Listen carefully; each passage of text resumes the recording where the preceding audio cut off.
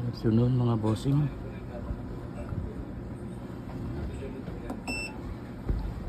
Time check 11:11. Wow, ang ganda ng oras natin. 11:11 July 28 to 2024.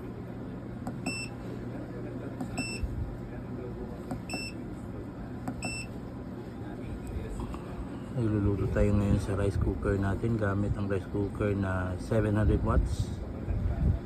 Pati lahat ng loads, TV, dalawang TV na malaki, at iba pang mga lights and fans. Kaya 40% yung load na gamit sa 3 kilowatt natin na 1 solar toroidal inverter. So update pala tayo sa ating harvest ngayon. SRNE 36 amps, Elijoy 600 watts, 13 amps, Elijoy 200 watts, 5.4 amps. Yun.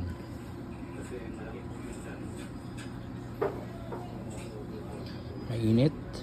Okay ang araw natin ngayon. Salamat Lord. Thank you Lord.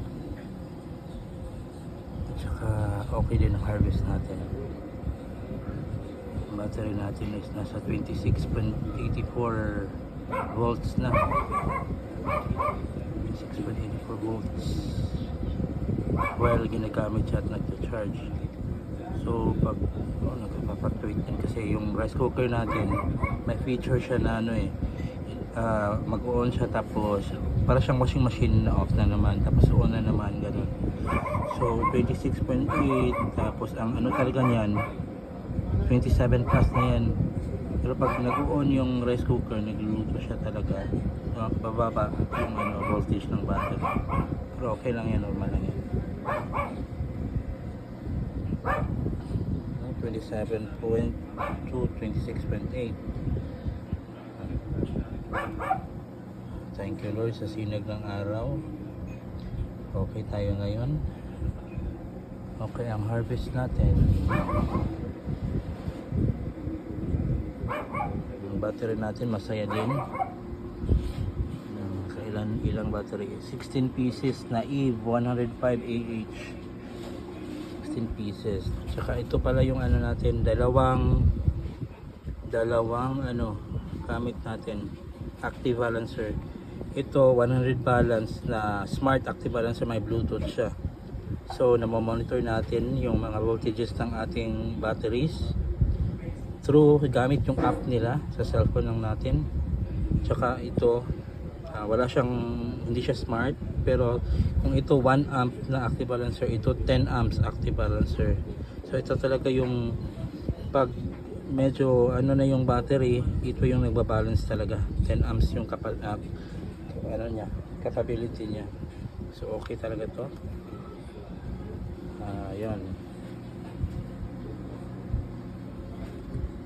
battery natin yan. Tinakpan natin ito kasi medyo messy yung mga wires ng active balancers.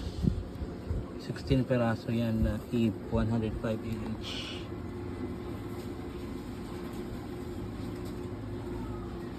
So sa mga gusto ma-check yung specs ng mga items na gamit ko ngayon, ilalagay ko po yung link dyan sa baba.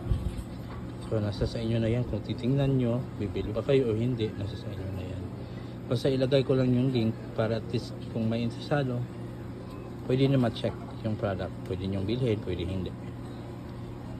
So yun, magandang araw mga bossings. Salamat sa panonood ng videos natin. Araw-araw nag-update tayo, minsan din walang update, pero ngayon meron.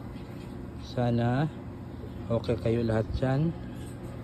Sana healthy kayo at sana blessed kayo. Thank you sa panonood. Have a blessed day everyone. Good morning everyone. Thank you.